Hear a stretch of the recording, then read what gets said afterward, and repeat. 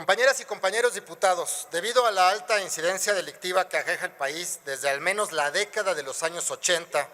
en el año 2010 varios colectivos de víctimas se unieron en torno al poeta Javier Sicilia y al Movimiento por la Paz con Justicia y Dignidad para exigir atención especializada para las víctimas del delito.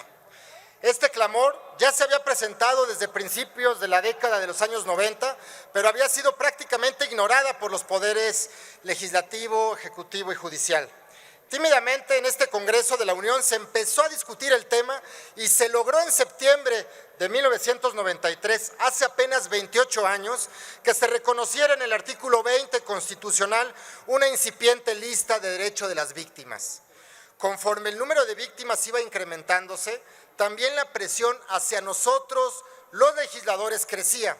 En el año 2000 hubo una reforma adicional a este artículo 20 constitucional y en el año 2008 nuevamente se reformó la Constitución para fortalecer los derechos de las víctimas. Pero en todo este lapso de 15 años, ninguna ley federal o general reguló esos derechos y por lo tanto no hubo un cuerpo legal que hiciera posible que estas garantías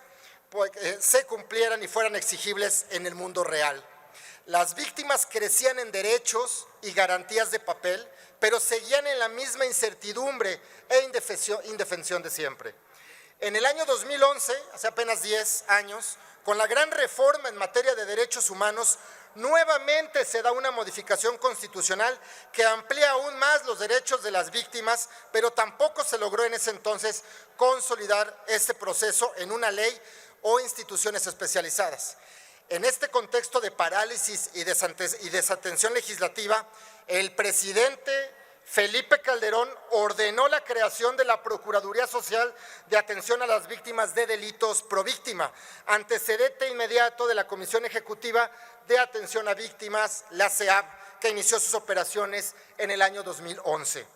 Poco después, en el 2013, ese primer esfuerzo institucional se consolidó aún más con la expedición de la Ley General de Víctimas, que fue el primer ordenamiento nacional que reconoció a las víctimas diversos derechos adicionales a los relacionados con el proceso penal que no podría haber sido posible sin las organizaciones de víctimas enmarcadas en el Movimiento por la Paz con Justicia y Dignidad. Esta ley, compañeras y compañeros, creó la base normativa e institucional para cumplir la obligación del Estado de atender a las víctimas de delitos y de violaciones a derechos humanos y creó un Sistema Nacional de Atención a Víctimas y a la CEAV como su órgano operativo, la cual inició operaciones en el año 2014. Pero desafortunadamente la CEAV ha sufrido un difícil camino desde su creación,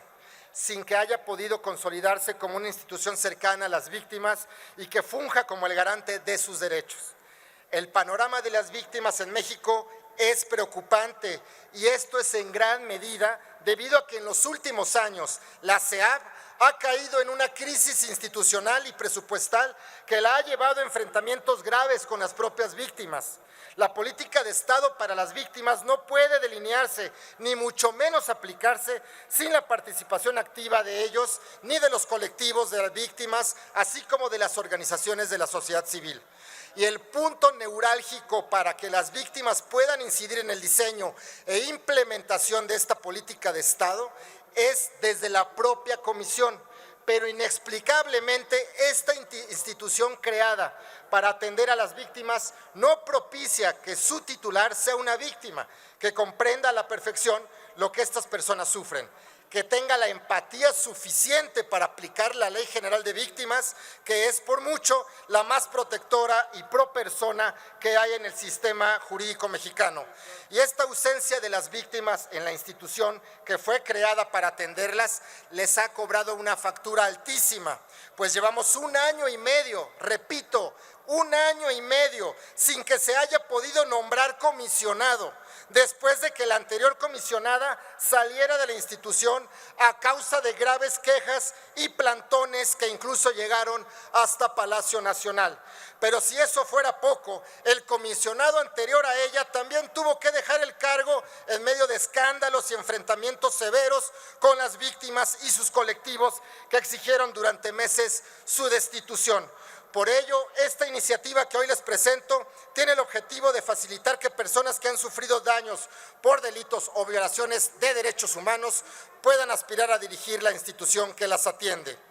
Además, se propone establecer plazos fatales para que tanto el presidente de la República como el Senado de la República lleven a cabo el proceso de elección, asimilándolo al de elección de ministros de la Suprema Corte de Justicia, con lo que se pretende evitar que la SEAP se quede acéfala por meses o años, como sucede actualmente. Compañeras y compañeros de diputados, este país clama la atención y nos exige legislar para mejorar el marco legal que las rige. Nos exige hacer las reformas legales que sean necesarias para que sus derechos sean plenamente exigibles. Muchas gracias, diputada presidenta Escuanto. Gracias, diputado Justino Eugenio Arriaga Rojas. Gracias.